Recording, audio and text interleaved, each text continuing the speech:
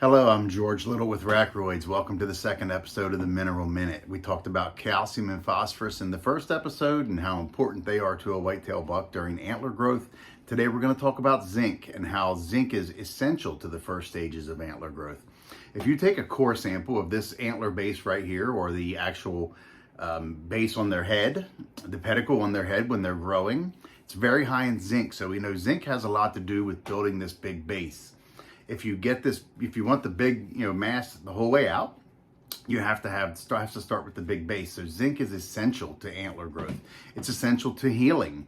It helps with healing, along with vitamin E. Between vitamin E that we provide in Racroids and zinc, we know that when they shed this antler, every year they're going to shed it. When they shed it, they have an open wound on top of their head. This new antler will start to grow the minute that wound heals. If we can get that wound healed 7 to 10 days quicker than what it would naturally heal in the wild by boosting the amount of zinc and vitamin E in their system, you get an extra 7 to 10 days of growth on a mature buck. That can be huge at the end of the season. We can't determine when they're going to rub off their velvet or when they're going to stop growing. It's roughly a 120-day cycle. But if we can get them started 7 to 10 days earlier and turn it into a 130 or 135-day cycle, obviously they're going to be bigger than what they were if they didn't have that advantage. We want to talk about selenium. Selenium is huge because it has a very strong influence in antler development. If this antler is actively growing, anywhere where it would be actively growing, if they were to take a core sample right there on the tip when it was still growing, it's very high in selenium. So we know selenium has a lot to do with that actual growing process. So we give them selenium. The thing with selenium is you have to be careful with it. You have to know exactly how much to give them. If you give them too much, you can literally kill them or make them very sick. So it's not something you want to try to mix up on your own and guess how much to give them. We want to talk about salt content. The reason we want to talk about salt content is because salt content, sodium, is important to a white-tailed deer. It's important to him in the spring for the most part. The reason that he needs it in the spring is because when everything greens up in the spring, it's got a very high water content. That salt or sodium helps to prepare their rumens for all of that high water forage that they're about to get.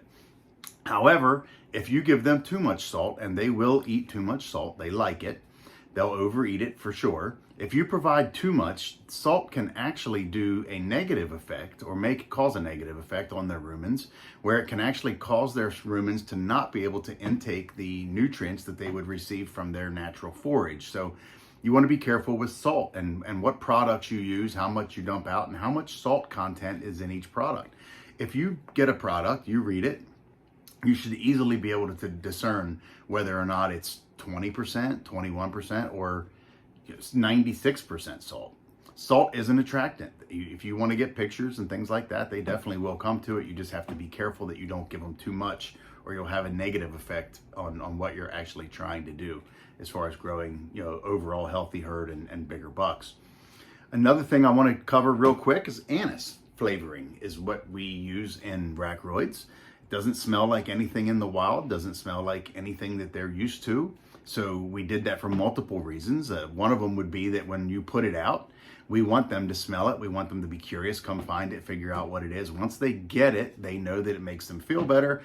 Once they get it, they know it makes them feel better, then they actually will crave it. So the next time you put it out, they'll smell it. They'll know exactly what it is. It doesn't smell like anything else that they've ever smelled before. The other thing that's nice about the anise flavoring, and some people say it actually smells like black licorice, is that when you smell it, and when they smell it, it naturally activates the olfactory system in your body, which causes you to salivate. So a lot of minerals or attractants, things like that, they'll tell you that they want to locate them near water or near ponds. With Racroids, we don't need to do that because we naturally activate the olfactory system in their body, which makes them salivate, which makes them eat more and more and more. So that's the episode for today. Again, you can find all of our contact information. You can order product at www.racroids.com. You can find our dealers on racroids.com. If you go in there, there's a dealer locator. You punch in your zip code, it'll tell you the closest dealer to you. Even if you have to ship Racroids, if you don't have a dealer that's close to you, you're looking at like less than $10 a month to provide your deer with all the proper nutrition that they need. It's kind of a no-brainer. Thank you for watching. I'll see you on the next Mineral Minute, and everybody have a great day.